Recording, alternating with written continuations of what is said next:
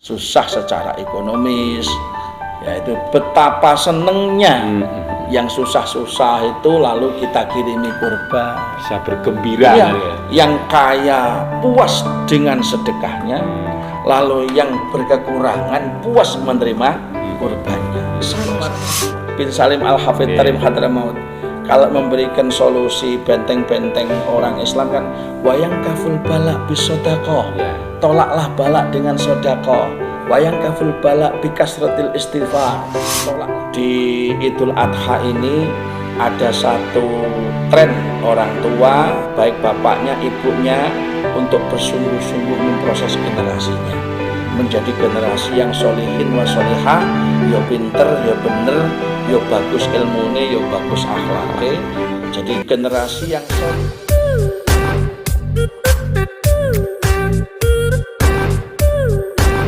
Surat apa ya? Ibrahim ayat 40-41 kalau nggak salah. Ya Allah, Rabbi ja'alni, jadikanlah aku dan anak turunku semua menjadi orang-orang yang muqimas shalah. Yang benar-benar orang tua yang tahu diri pentingnya muqimas shalah anaknya. Iki lek diperdalam ngono apa hubungan salat karo pribadi soleh. Semakin tegak istiqomah salatnya, semakin tertata mental agamanya. Karena as-sholatu imaduddin. Semakin tertata mental agamanya, akan mendidik semakin zen akhlaknya. Semakin bagus akhlaknya, dia akan menjadi penyelamat dirinya dan kedua orang tuanya menuju Allah. Ismail lah. Sebaliknya, roboh sholatnya, roboh mental agamanya. Roboh mental agamanya, roboh akhlaknya. Kalau sudah dekadensi moral melanda generasi milenial, wah, 10-15 tahun yang akan datang, lihat akan terjadi fenomena yang mengerikan. Apa itu? Kejahatan model apapun bisa dilakukan oleh anak siapapun. Awalnya apa? Krisis sholat, diteruskan akhlak, diteruskan kerawanan, lagi kejahatan. Jadi dimulai dari sholat itu. Sholat itu sudah paling pokok sudah. Makanya beberapa syariatnya Kanjeng Nabi, umur 7 dididik diajak ke masjid, ke musola. Umur 10 gak sholat, oleh rodok dikencengin. Mulai wis balik biar jalan sendiri. Mungkin ada tambahan lain dari semangat yang dibangun oleh Siti Hajar. Kok kemudian disebut sa'i, ngaten lah Mas. Ya, as-sa'yu ini kan ikhtiar yang semangat. Jadi proses berlari-lari. Iya, ikhtiar, berlari-lari, ngincik kan bahasanya kalau syariat sekarang waktu sa'i kan larinya lari ngincik itu yang ada lampu hijaunya. Nah, di situ menggambarkan semangat, tetap harus dibangun. Semangat secara rohaniyah itu semangatnya ya ketok ning donga. Secara hudhuriyah ya ketok profesional betul lah. Mendidik anak, nyontoni anak, ndongani anak. Jadi trengginas apa ya bahasanya, as-sa'yu itu bisa trengginas, ikhtiar yang sungguh-sungguh. Terus biasanya begini ya. Bahasa wahyu itu kalau diterjemah pakai bahasa ajam, itu kandungan moralnya nggak nyampe memang. Sehingga kata cari padan katanya sa'i itu rodok susah. Ono semangate, ono trengginas, ya ono anasyad, ada kesungguhan lah. Iya. Itu yang dimiliki dan bisa diteladani dari harus diteladani oleh Ibu Siti Hajar pada ibu-ibu zaman sekarang. Jadi karena problem terbesar rumah tangga adalah anak. Salah satu problem, karena Al-Quran menyatakan anak itu satu saat bisa jadi problem. Innama amwalukum wa auladukum fitnah misalnya. Atau ya ayyuhalladzina amanu inna min azwajikum wa auladikum aduwwal lakum. Jadi musuh, jadi fitnah. Nah, supaya tidak seperti itu, ada aspek dhahiriyah, memberikan contoh yang baik, pendidikan agama jangan dilupakan, istiqomah doa setiap hari, nyambung hati ke hati orang tua ke hati anak pada orang tua, dan bagaimana membangun lingkungan milieu pergaulan yang baik. Banyak hal ya yang dilakukan oleh Nabi Ibrahim dan keluarganya itu sampai lahirlah Nabi Ismail yang sesoleh itu.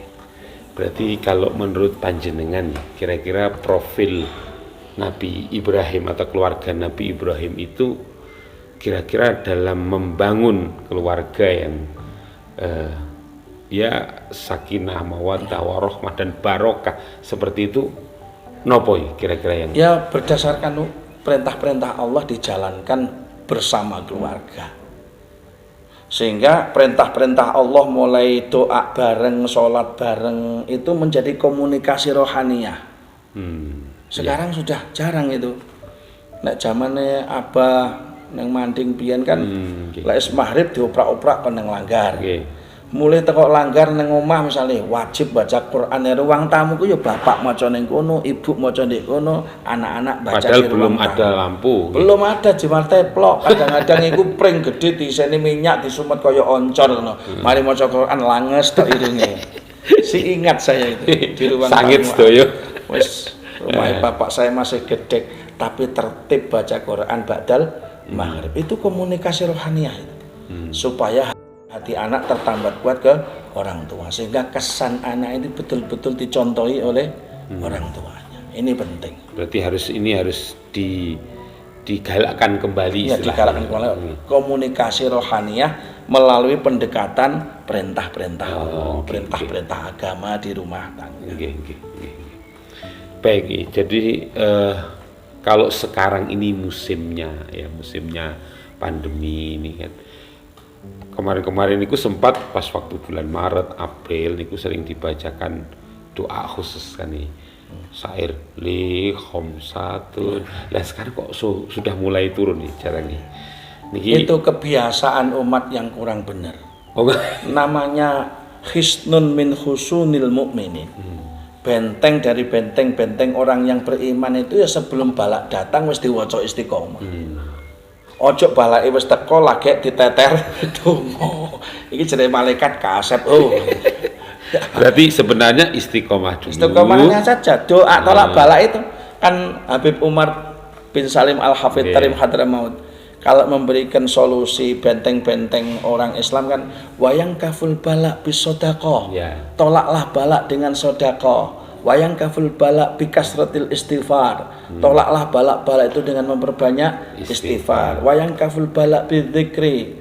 Tolaklah balak-balak itu dengan memperbanyak zikir kepada Allah. Wayang kaful balak bikasrati sholati ala Nabi Muhammad sallallahu alaihi wasallam dengan memperbanyak sholawat. Pemerintah tidak melarang.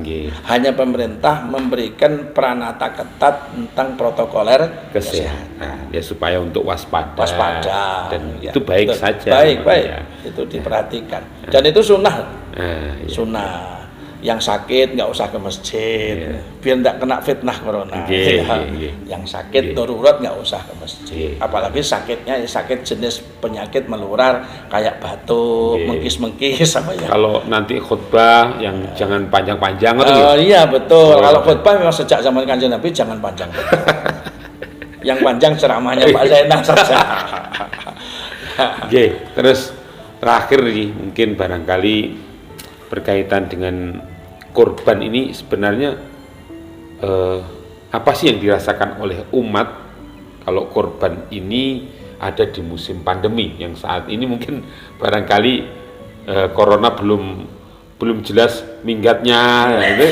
Apa yang dirasakan manfaatnya dari korban? Memang ekses pandemi COVID-19 virus corona ini menyentuh aspek ekonomi, sehingga banyak orang yang susah ekonominya, tambahan gizinya kurang, sehingga kekebalan tubuhnya mungkin juga kurang. Disinilah pentingnya orang kaya berderma dengan kurban itu, sehingga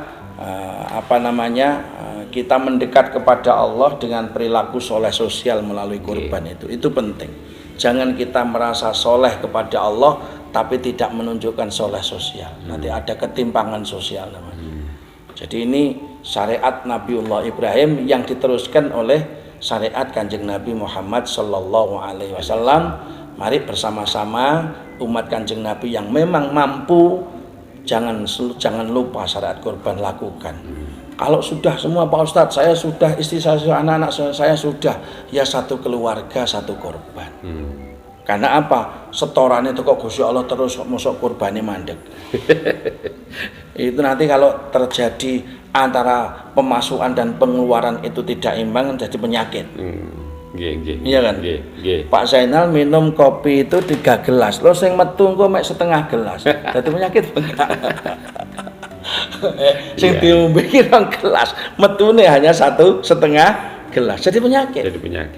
Jadi keseimbangan antara datangnya rezeki titipan Allah dengan pengeluaran. Jangan khawatir, Allah itu akan menurunkan rezeki kepada hambanya biqadri nafaqatihim. Jadi sesuai dengan kadar nafkahnya.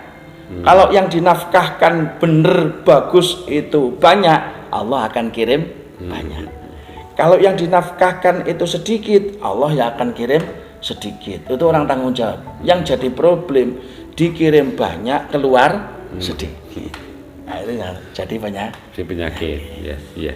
Apa munculnya bala, macam-macam, kecelakaan, makanya dipaksa untuk mengeluarkan. Nah, harus ya itu tadi loh. Man kana lahu sa'atun falam yudahi falyamut insya'a yahudiyan wa insya'a nasraniyan, atau man kana lahu sa'atun falam yudahi fala yaqrabanna musallana. 2 dalil ketegasan Rasulullah supaya umat Kanjeng Nabi yang mampu itu harus berkorban itu ayo diperhatikan. Apalagi saat-saat banyak orang susah secara ekonomis.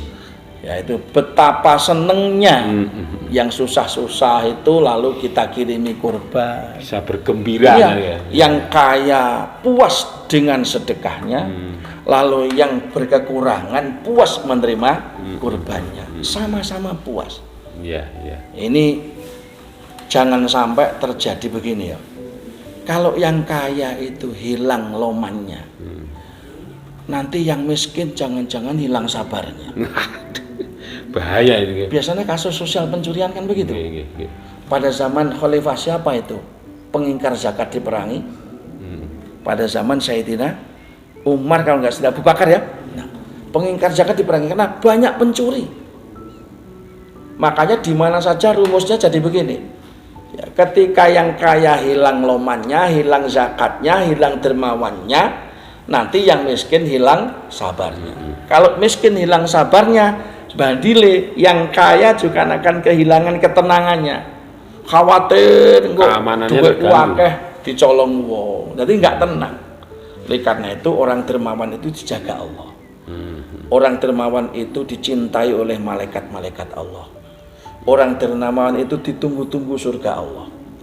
Orang-orang dermawan itu dicintai oleh lingkungannya. Kenapa? Wah, ini kok Pak Zainal mesti ngedum kurban. Nah, seneng kan? Dijaga kan ya. Makanya supaya tetangga-tetangga kita menjaga kita juga, maka kita harus menjaga kekurangan tetangga kita. Itu efeknya kan seperti itu sebenarnya. Ekses sosialnya seperti itu. Oke. Jadi mungkin ditutup dengan pesan Yai Abah terus tentang untuk Idul Adha ini di musim pandemi, pesan jenengan kepada teman-teman muda maupun umat umumnya. Kepada umat Kanjeng Nabi Muhammad sallallahu alaihi wasallam, insyaallah pada malam Jumat nanti kita akan takbir mengakui dan meyakini kebesaran Allah, bahwa kita ini makhluk yang diciptakan Allah, orang yang lemah, orang yang tidak berdaya kalau tidak diberdayakan Allah dengan tahmid, dengan tahlil. Ya hanya Allah saja yang wajib kita taati, wajib kita sembah dan seterusnya. Lalu besoknya kita melakukan fasholli beramai-ramai untuk mendatangi masjid musola. Kalau bisa untuk menghindari penumpukan masjid terlalu banyak, musola-musola bisa dipakai sholat id. Untuk menghindari penumpukan, lalu usum pandemi COVID biar nggak kena fitnah gitu ya, nggak kena fitnah corona. Musola-musola bisa dipakai sholat id supaya tidak terjadi terlalu meludak di satu masjid. Yang kedua, masalah Idul Adha ini syariat tentang kurban menunjukkan kepedulian sosial, menjadi umat yang soleh sosial bagi siapa saja yang merasa soleh ritual, supaya ada keseimbangan antara soleh ritual dengan soleh sosial, ada fungsi sosial dari rezeki yang diberikan Allah kepada kita, sehingga kepuasan kita menjadi tolak balak rezeki itu karena ada sedekahnya, karena ada korbannya, lalu menjadi penyelamat bagi pelakunya dunia sampai akhirat dari berbagai macam kejelekan-kejelekan dan seterusnya. Paling tidak itu amal yang dicintai Allah, amal yang dicintai Rasulullah SAW, dan kita sebagai hamba dan umatnya tentu ingin dicintai oleh kekasihnya dengan amal itu. Lalu yang terakhir, bahwa di Idul Adha ini ada satu tren orang tua, baik bapaknya, ibunya, untuk bersungguh-sungguh memproses generasinya menjadi generasi yang solihin wa solihah, yo pinter, yo bener, yo bagus ilmune, yo bagus akhlake. Jadi generasi yang solihun likulli zaman wa makan, ya, generasi yang sesuai dengan tuntutan zaman dan kebutuhan masyarakat. Saya yakin ikutlah apa yang diajarkan oleh Rasulullah, ikutlah apa yang diajarkan oleh para ulama-ulama sebagai warasatul anbiya. Insya Allah Allah tetap akan memilih hambanya hidup mudah di tengah-tengah umumnya orang menyatakan sulit. Karena kita ini diatur oleh Allah dan keyakinan kita sampai akhir hayat kita seperti itu. Mudah-mudahan ada berkahnya. Amin, amin. Tutup doa ya. Allahumma salli ala sayyidina Muhammad wa ala ali sayyidina Muhammad. Alhamdulillah rabbil alamin. Amin. Allahumma barik lana fi umurina, Allahumma barik lana fi ilmina wa a'malina, Allahumma barik lana fi amwalina wa arzakina, Allahumma barik lana fi kasbina wa jihadina, Allahumma barik lana fi da'watina wa tablighina, Allahumma barik lana fi kulli ma a'taitana, Allahumma nadim ahwalana wa hasin af'alana wa khallisna min alamil faqri wa dhulli wa aksimna minal bala wal waba wa ta'un wa min syururil a'da'i wa syayatin wa nafsil ammarati bisu. Allahumma inna na'udzubika min juhdil bala wa darkis saqa wa su'il qada wa syamatatil a'da. Allahumma ya muhawwilal hawli wal ahwal hawil halana wa hala baladina Indonesia ila asani hal fid dunya wal akhirah. Rabbana atina min ladunka rahmah wa hayyi' lana min amrina rasyada. Allahumma ighfir dzunubana wastur uyubana wakshif kurubana wa aslih data bainina wa alif fi ta'atika wa ta'ati rasulika baina qulubina. Allahumma nawwir qulubana wasrah sudurana wa ahsin munqalabana wa ayyid bi ruhi minka wa wafiqna lima tuhibbu wa tardah wa sabbitna bil qawli sabiti fil hayati dunya wal akhirah. Rabbana atina fid dunya hasanah wa fil akhirati hasanah wa qina adzabannar. Wa sallallahu ala sayyidina Muhammadin wa ala alihi wa sahbihi wa sallam walhamdulillah rabbil alamin.